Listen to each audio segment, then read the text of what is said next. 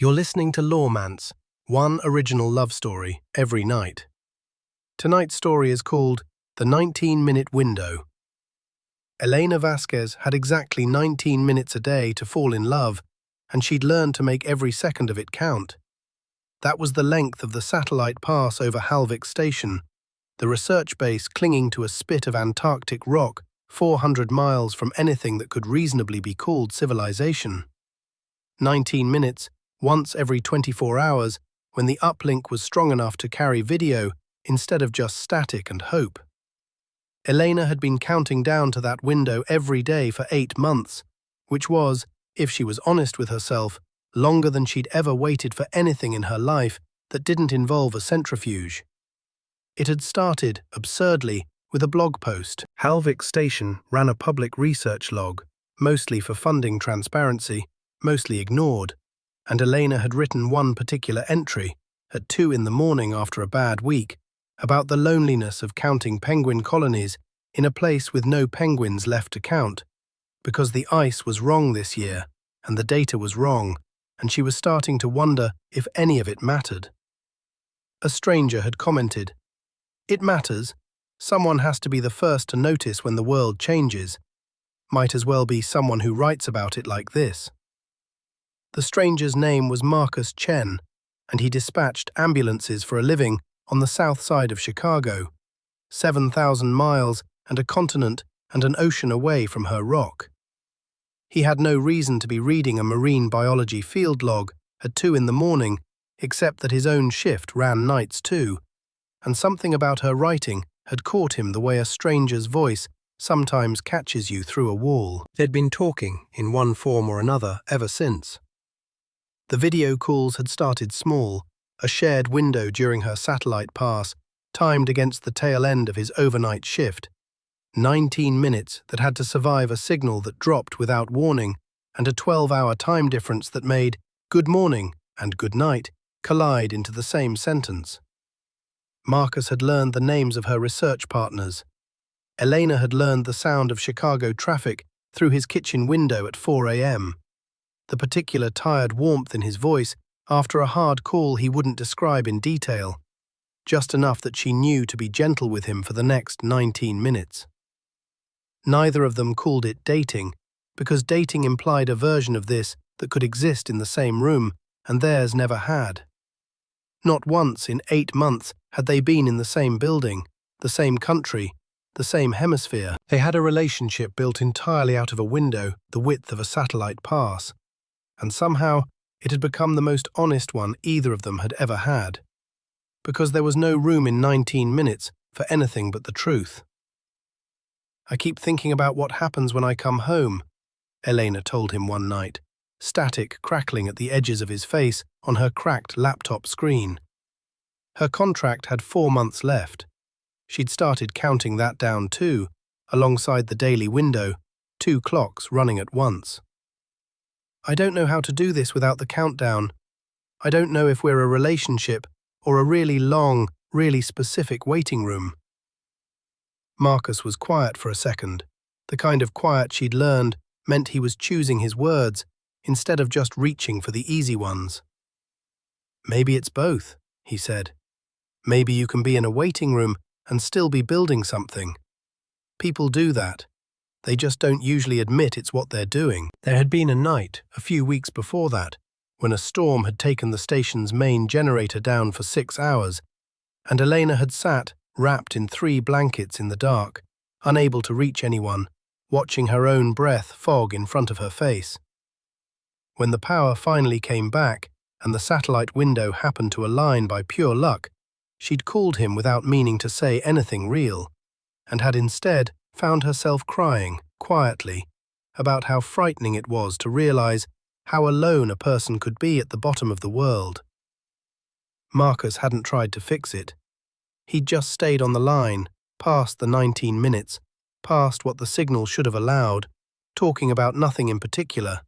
A call he'd run that week, his sister's terrible taste in men, the specific ugliness of the couch in his apartment, until Elena's breathing had evened out and the fear had drained out of the room. It was the first time she'd understood that what they had wasn't just conversation. It was someone showing up, consistently, for a version of her that had nothing to offer back in that moment except need. "You didn't have to stay on that long," she'd told him afterward. "I know," he'd said. "I wanted to." The funding email came on a Tuesday, forwarded to the whole station at 6 a.m. local time. The ice anomaly Elena had spent a miserable year documenting had turned out to matter more than anyone expected. A genuine, publishable, funding committee exciting discovery. And with that came an offer nobody had asked for. An extension. 6 more months. A real contribution to the record. A career-making addition to her name on the eventual paper. 6 more months of 19-minute windows. 6 more months of a countdown that had just reset itself without asking her. She didn't know how to tell him. She ran the numbers before she ran the words. 6 months meant the funding, meant her name in the acknowledgements of a paper that might actually change how the region's ice loss got modelled. Meant everything she'd come out here to build. It also meant telling a man on the other side of the planet that the door she'd promised him was closing had just been bricked up for another season. She got her chance during the next pass, and the signal held just long enough for her to say it plainly, because plainly was the only way 19 minutes ever allowed anything to be said. "They want me to stay. 6 more months. I said yes before I let myself think about what that costs you."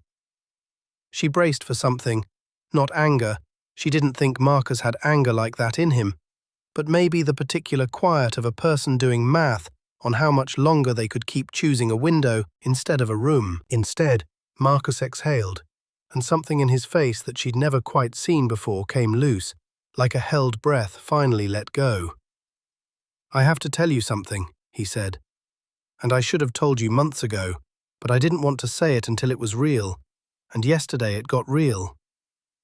"Marcus, I applied to the Polar Logistics Support Program in March," he said. "It's a rotation, EMS and field support staff who train to deploy alongside research teams. Antarctic program included. I've been studying satellite comms and cold weather trauma protocols on my breaks for 4 months, Elena. I didn't tell you because I didn't know if I'd get in, and I didn't want you carrying my disappointment on top of your own countdown." For a moment, all the 19 minutes she'd ever counted collapsed into this one. Every question he'd asked about the station's supply runs, the medevac protocols, the layout of the infirmary, she'd taken it as curiosity, as a man learning the shape of the place that held her. It had never once occurred to her that he was building a door. "You got in," she said. It wasn't a question. His face had already told her. "I got in. Rotation pool, not guaranteed placement. Halvik's not promised. There's a dozen stations in the program, and I might land somewhere else entirely, or not deploy for a year. But it's real. It's a door that exists now, where before there was just a wall and a satellite signal." He laughed, short and disbelieving at himself. "I wasn't going to sit around waiting for your countdown to end, Elena.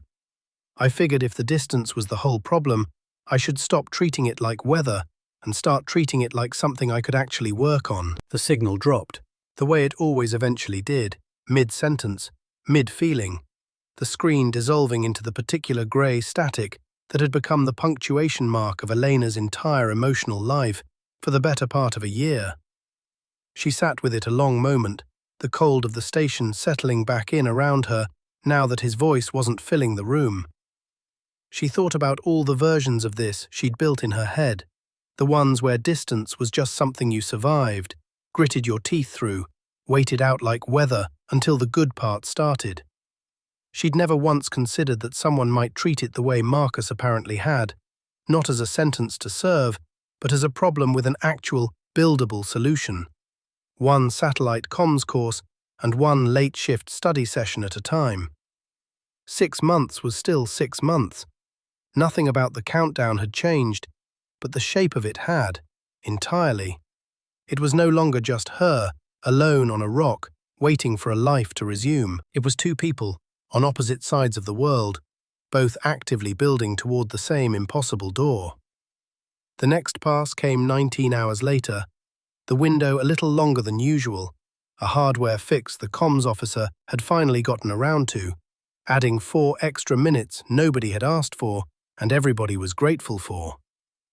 Marcus's face resolved out of the static, tired in the specific way his overnight shifts always left him, and something in Elena's chest did the thing it always did when the signal held. 23 minutes today, she said. Feels like we're rich. Don't get used to it, Marcus said, smiling, but I'll take it. He leaned back, and for the first time in 8 months, the conversation that followed wasn't about missing each other. It was about logistics, deployment timelines, whether 6 months from now and his eventual placement could possibly land in the same hemisphere, the same season, the same impossible rock at the bottom of the world. They didn't solve it. Long distance never resolves itself in a single conversation, no matter how many extra minutes the hardware gives you. But for the first time, the 19, now 23 minutes weren't a countdown to an ending. They were a planning session for 2 people who'd stopped waiting for the distance to end on its own and started building, deliberately, toward each other instead. Same time tomorrow? Marcus asked, the way he always did, like it was a question and not the surest thing either of them owned. Same time tomorrow, Elena said, for as many tomorrows as it takes. That was The 19-Minute Window, an original story from Loremance. If it made you feel something, follow the show. I'll see you tomorrow night with another story worth telling.